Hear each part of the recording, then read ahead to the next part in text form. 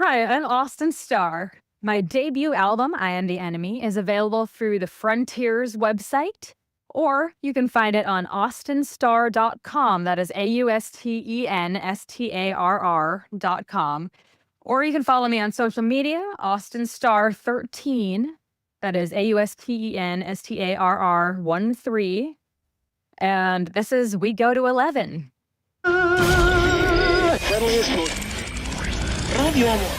Why don't you just make 10 louder and make 10 be the top number and make that a little louder? These go to 11.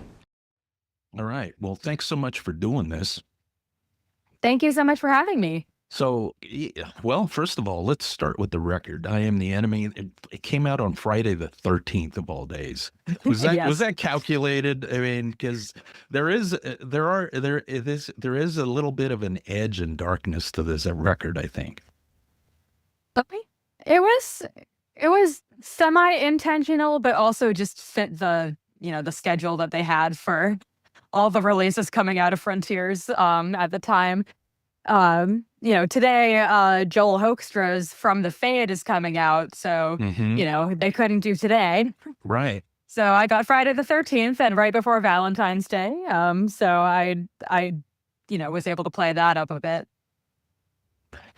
I'm wondering with the how would you describe the record for the sound? Because it does have a little bit of a melodic, obviously punk kind of type edge to it, but it also has like some contemporary rock in there too.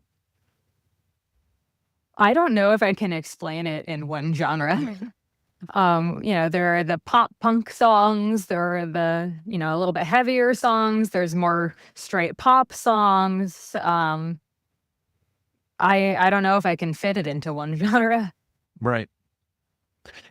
But there is a modern kind of punk influence to it, is there not? Yes, kind of the 2000s pop punk era.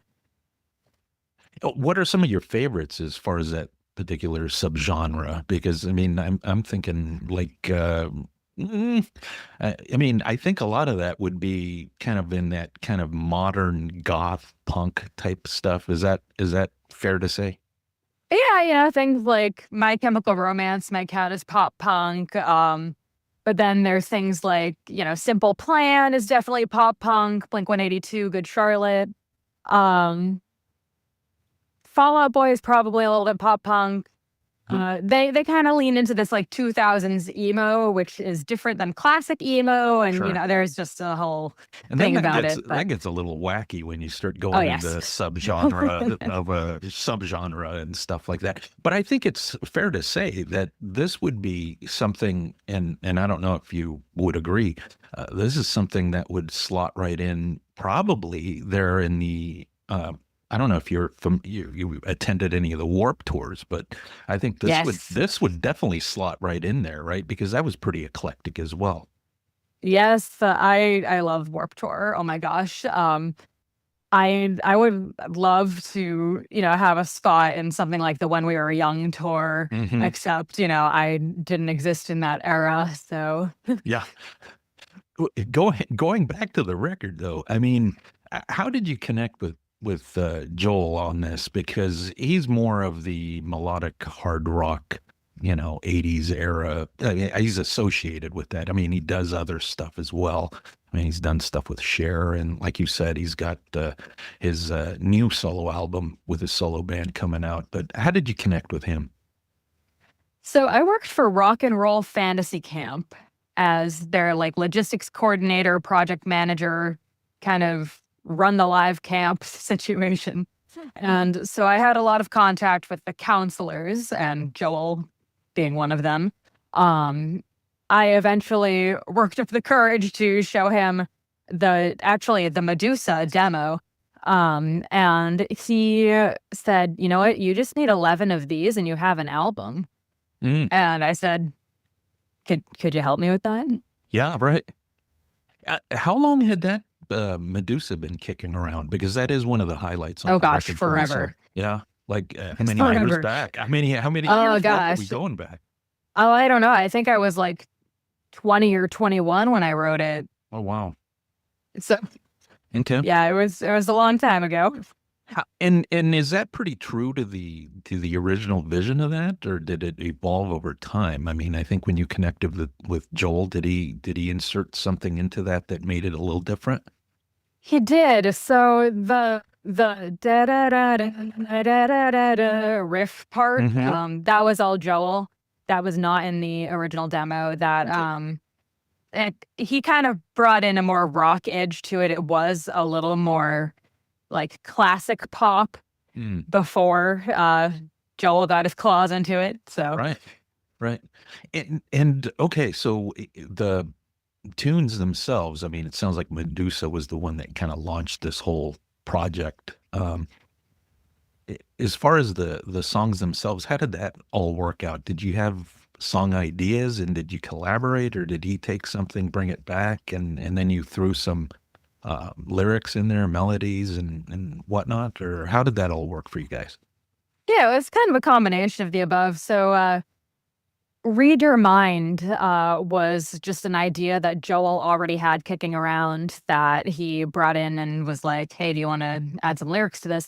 He actually had written the lyric, if I could read your mind for a day or two. And so I tried to keep that in there and I tried to stay true to, his original, like, I guess, vision for the song. And then I wrote so many different versions of that song and hated it, but eventually I found just the right one. Um, Other than Read Your Mind and Medusa, the way that we did it was Joel had me send him a playlist of songs I wish I had written, that like songs I wish could be on my album. Hmm. And so he would listen to them and then kind of take like, the chord progression or the general vibe and turn it into something that was similar enough that it matched the genre, but different enough that it wasn't, a blatant ripoff. Yeah, right, right. And it's interesting because he is known to be more of a like a shredder type, right? I mean, he lays down the solos and stuff like that. And I think on this particular record, he just did just enough, right? Just enough to make the tune what it is or what it needed. Yes, so that was actually one of the big points of contention with some people on YouTube. Oh yeah, Um, jeez. they were like, "Oh, I came here, to see a great Joel Hoekstra solo," and then the response was essentially, "Well, the solo fits the song." Sure. Um, so yeah, but finishing the thought that I did not finish earlier because I got Hmm. sidetracked. Yeah. So we had the playlist of songs that I wish I had written. He would make a chord progression and sometimes a melody. Sometimes I would create the melody, but then I would put lyrics on top of it. Joel did the scratch guitars, Chris did drum and bass, and then I did my final vocal on top of those. And then Joel did his final guitars, sent it off to Steve, who did the keyboards, and then Chloe, who did the backing vocals. And then back to Chris, who mixed it all. Wow. I mean, Yeah. and that's amazing that you can do this in this era, right? Because I think, before it'd be like you go into a studio and then it costs you a lot of money, a lot of time, and then, we have to leave and then come back and then, I mean, it seems like everything's been done kind of via the interwebs, as they say, right? Yes. Their stuff. But yet, I think a lot of times initially, I remember listening to some of the earlier albums that were done in this uh, manner. They seemed like they lacked something. It wasn't very charismatic and it didn't have any energy. But you look at like records like this one. I mean, it sounds like you guys were all together in the same room banging out the songs. Which is hilarious because we were all geographically Yeah. in very different places. So I was, in my dad's studio in Marblehead, Massachusetts. Oh wow. Joel was in Germany touring with Accept. Oh, that's right. Steve Ferlazzo was around with Avril, who was also touring at the time. Oh, Chloe was singing on cruise ships and was doing my backing vocals in her spare time, and I don't think she had much of it. And Chris is in Vegas, I believe. So Yeah. Everyone was very, very geographically different. So what do you think makes this fashion manner of recording these records? Do you think it's the energy of the efforts of the musicians, or what do you think made it sound kind of flat earlier on when this became kind of the new way of doing things? I think it's hard to get that energy when you're not like pretending you're performing live, or it's hard to get the energy when you don't have you know your bandmates hyping you up, or whatever it is that you need in the studio. But I think that we managed to do pretty energetic songs, all distantly and from afar and whatever, because I mean, they're all pros. Like every single one of them is Right. incredible at what they do, and they know exactly what they're doing. And like I'm the weak link here. I mean, but I'm sure they didn't make you feel like you were the weak link, right? I mean, I think there was probably a fair share of coaching, especially from Joel, I think, right? Yes. Yeah. Actually, I think the biggest piece of advice that I got from Joel was, so I don't like my voice, and I was having a hard time getting the vocals done because I'm kind of a perfectionist, and I was like, none of this is sounding anything like what I want it to. Hmm. And I was like giving up essentially. And Joel said, do it anyway. It doesn't matter what you sound like, do it anyway. You might never get this opportunity again. And I was like, you're right. Right. So yeah. So that was a nice kick in the behind to kind of go Yes. for it, right? Yeah, cool. Yeah. Nice. How important was the sequencing of the record? Because I think for myself, and I pre-ordered the record, but I didn't get it till actually Valentine's Day, believe it or not, because of Oh, wow. Amazon being a little bit behind on doing things. But um, uh, I think the sequencing is brilliant. I mean, I think I go back to the first three songs, Remain and Scene, and then we got Medusa and I Am the Enemy. I mean, those are how important was sequencing? Because I think that's pretty brilliant as the 1-2 punch with the knockout there. Yeah. So when we were sequencing, so that was mostly Joel and me. So we were kind of throwing ideas back and forth, but we basically wanted to spread out the ballads so they're not near each other by any means. So I think they're number like 4 and 10. Right. And we wanted to also have an arc of like heavy into poppy into, I guess the second ballad, and Remain Unseen through Read Your Mind. Those were the singles. So those were the first 4 tracks. Actually, Get Out Alive was almost the first track. Oh, yeah. But I think Remain Unseen actually was the right choice. Sure. Yeah. I mean, the material on this thing is pretty strong. Like you can, in a supporting role of an, slot, you could definitely do like, geez, it'd be hard to pick, but I mean, you have enough of the singles out there that, you can't go wrong with any of the 5 if you did like a 30-minute set. Yeah. So, I mean, that's really cool about it. I think out of the singles, we touched on pretty much every genre you'll find on the album. With Remain Unseen being a little bit heavier, Medusa being kind of more like modern and poppy, Enemy being complete pop, 2000s pop punk kind of. right. And then Read Your Mind is obviously a ballad. So I think, releasing singles that were all so different from each other helped to set up like an expectation for the album that it's not going to be all one sound. Right. Yeah, and I think oftentimes I've heard some albums where they're pretty eclectic and they kind of shift genres, subgenres, and things like that, and it doesn't come off as a cohesive kind of collection of tunes, but I think this works pretty well for you. So good for you on that. Thank you. So, okay, so Frontiers, and they've kind of evolved a little bit where they're going away from just the traditional, album oriented hard rock. I think they've been signing all sorts of eclectic artists. You being one of them, but I think there's a number of them out there on the roster now. I mean, they got Jared James Nichols, who's more of a blues guy. I mean, it's amazing. So, tell me about that. How did you connect with Frontiers? So that was also Joel. He was meeting with them about his next album, and he showed them the demo of Medusa that I had shown him originally. And Frontiers was like, all right, what else does she have? And then Joel was like, hold that thought. And then we wrote the whole album before presenting it to Frontiers. So the album was done by the time Frontiers got listened to it. And it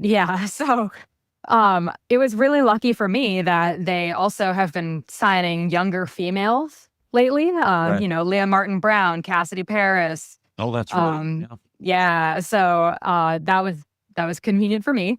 And I think the combination of the fact that the album was done and ready to go, and the fact that I was of the younger generation that they're trying to cater to now, because I think a lot of Cassidy and Leah's stuff also appeals to the primary audience of Frontiers, I think. But it also brings in some younger people, and I think they were hoping that I would do that too.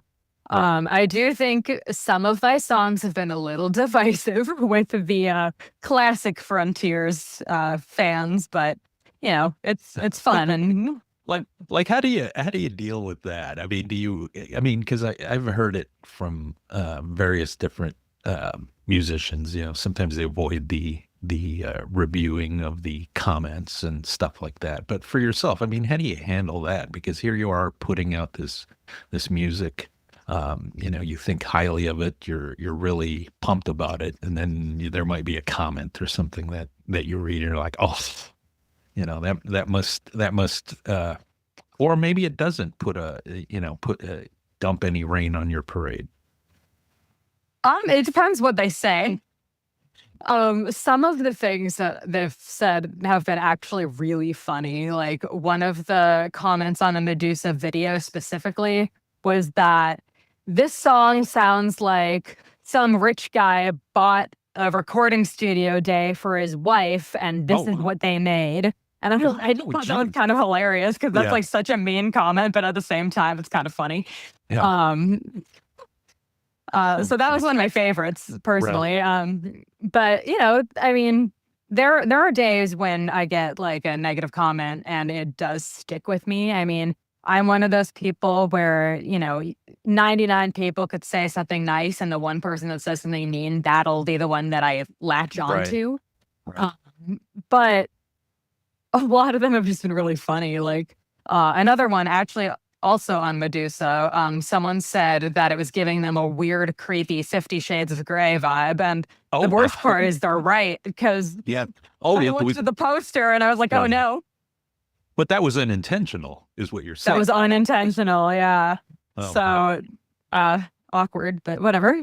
Yeah, I mean, I get it. I mean, I think the creative ones you can at least have some fun with, but there could be some really nasty, mean comments. As far as influences, though, I mean, as far as vocally, I mean, who are we looking at that influenced yourself?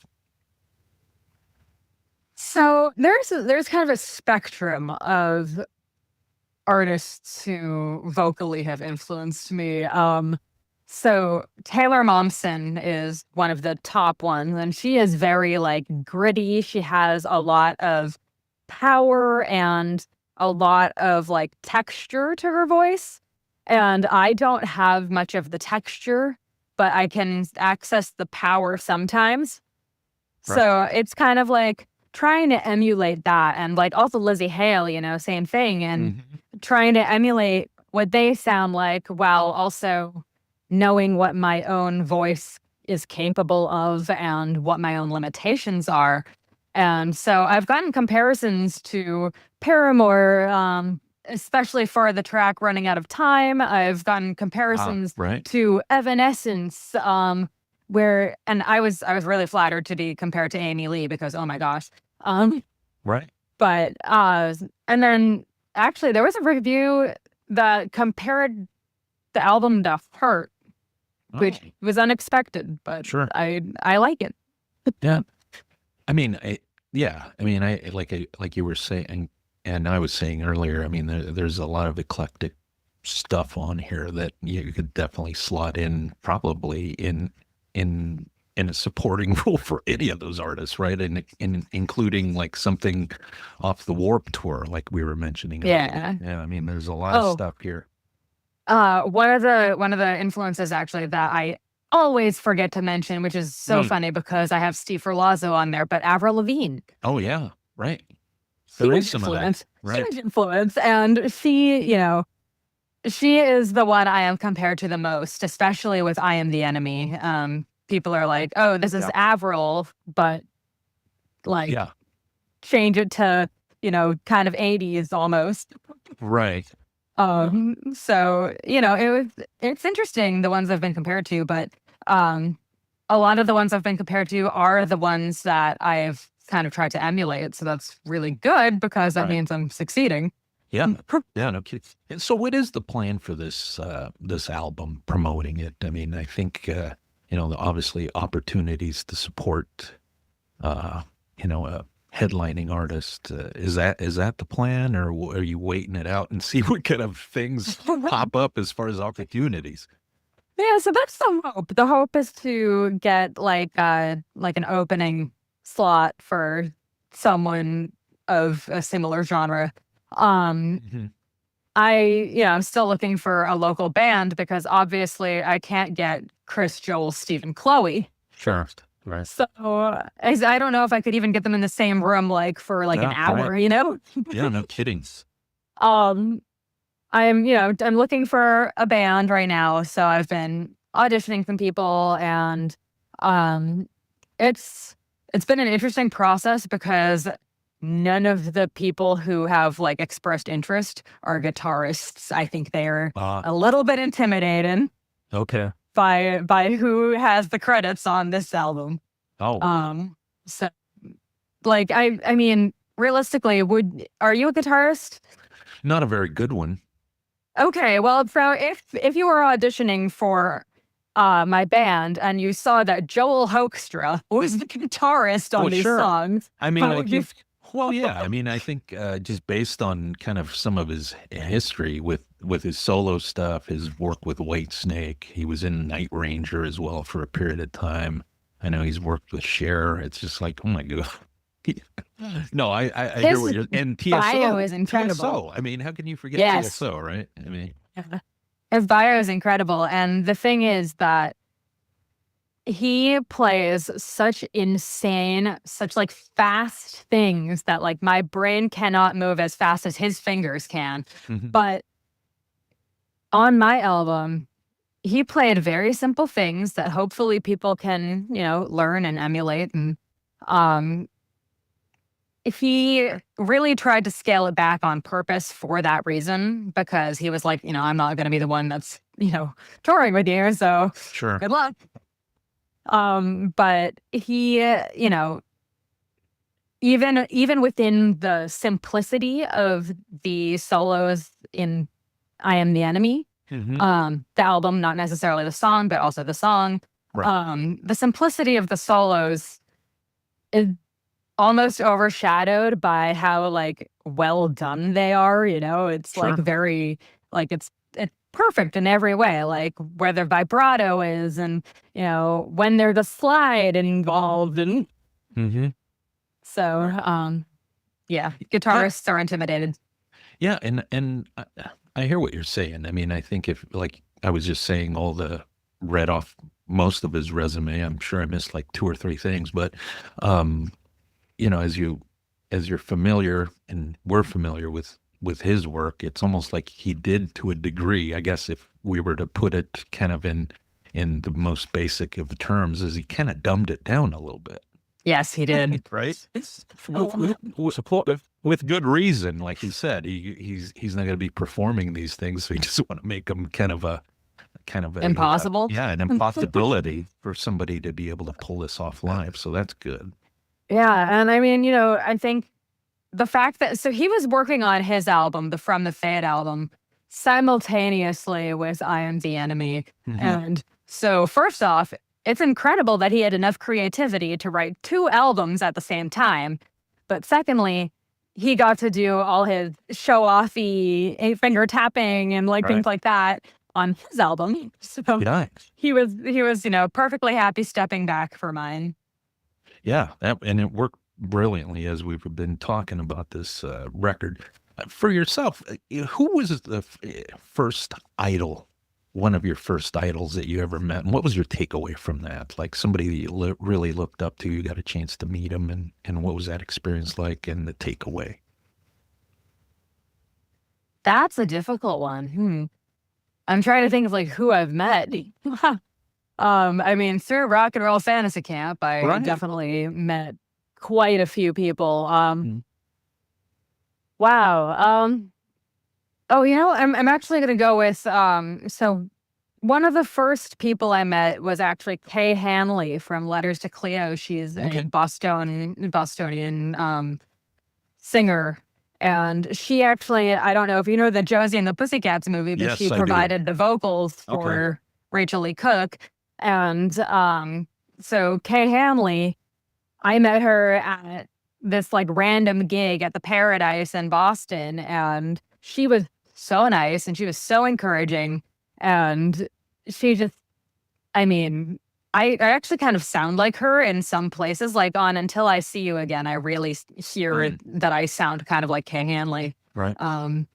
But it was really cool because, never meet your heroes, but she was awesome. Cool. That's awesome.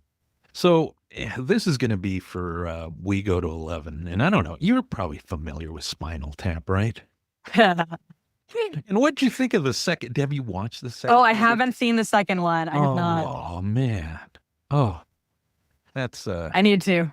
I'll watch it. Well, I don't know. I don't know that I'd recommend it. I mean, I watched it and I was like, oh my God, this is what it is. Let me just put it to you this way. I mean, if you compare the first to the second, it almost seems like the second is so low budget and almost comes off as a made for TV type movie. Oh. But do judge for yourself. I guess you check it out and don't take my word for it. But well, I mean, you would think that it would have sequel syndrome, right? I mean, the sequel's never as good as the first one. It never Except is. In the case of Shrek. Shrek 2 was better than Shrek 1. You're probably right. I will die on that hill. Yeah. No, you're probably right. And I mean, I'm not a super huge fan of those movies, but I think I was like 6 when they came out. So. having had kids myself, I did have to watch those, and I would agree with you there. So yeah. So We Go to 11, and the one thing I'd like you to do is, if you can think of a pretty good Spinal Tap-esque type story that you can share with us that we could use for this. By that, do you mean funny things? Whatever. Really unfortunate. Well, I don't know. Maybe you do one and one if you have one of each. Oh gosh. Well, so the most unfortunate stage thing that has ever happened with me is, so I used to be in this band called Fugue State, and we had our first gig at the Spotlight Tavern in Beverly, which has since closed, Massachusetts, that is. And so the guitarist brought his girlfriend to the last rehearsal, and boy, did she not like me. Oh, why? So I got this scathing Facebook message from her the next day. But the next day was also supposed to be our gig. And I get a message at 8 in the morning saying, "I'm not coming to the gig.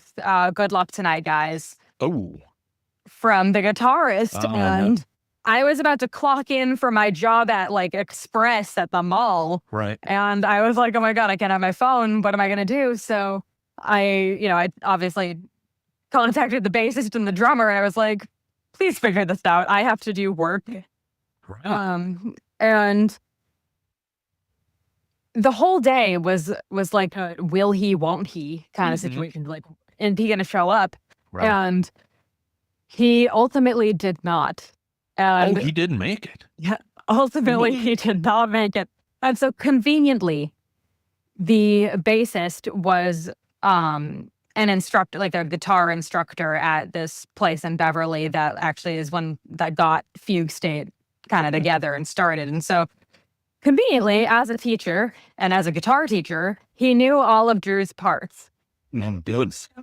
He had a pedal that could drop what he was playing in octave while he was still playing it, in the normal octave. So that gave like an almost bass kind of situation to a very, very weird show. And I remember the drummer leaning over to me and saying, you know what? He is slowly but surely becoming the bane of my existence. Oh, jeez. So that's my Spinal Tap story. Like the guitarist just decided to dump us because his girlfriend didn't like me. Oh, wow. And that was like And first I haven't heard from him impression, since. was I have it? no idea where he is. So was that the first time you ever met the girlfriend, was it? Yes. Really? Wow. And she knew she didn't like you, just like. Oh, she sent me that Facebook message, and I remember it word for word, and it ended with, good luck with your little fairy tale of actually becoming a singer. Well, guess what, Sarah? Well, I was just thinking, maybe you ought to do the right thing there, Austen, and send her an autograph CD. Ah. Oh, wow. Okay, well that qualifies as a Spinal Tap story. Yeah, I mean, my God, that was, you must have had ulcers after that. Oh, that was rough.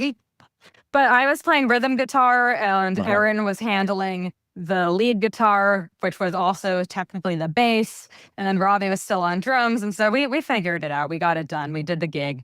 Nice. I mean, there weren't many people there anyway. It was our first gig, so that helped. But wow. My parents were there and they recorded it. So, well, I mean, musically and your musical career can't get any worse than that. I mean, geez. Hopefully. Yeah. I mean, why not? More.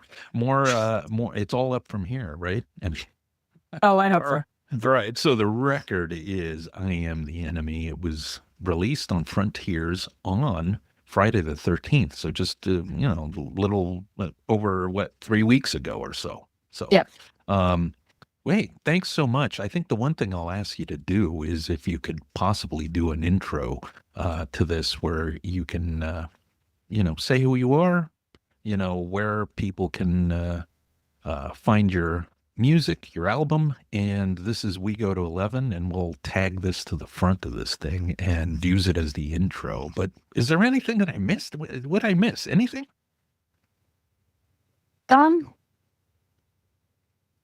one thing that I really want to, I guess, impress upon people is that Joel Hoekstra is an amazing songwriter.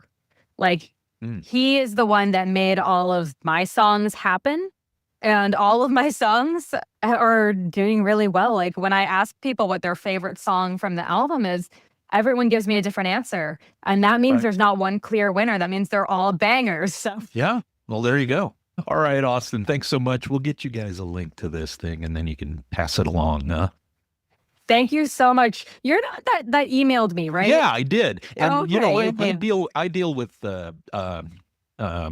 Mr. Freeman quite often, but oftentimes I think what I get from him is if I miss an opportunity in the rotation of the interview slots, is that I think he only usually is contracted for a given period of time, and I'm like, well, it's been a couple of weeks, he's probably gonna not be involved, so I'm like, I'll just try the website. Oh yeah, but it worked out, so that's cool. It did. Thank you so much. Yeah, thank you so much. Best to you, and best of luck with this record and getting a supporting slot on some kind of a national tour.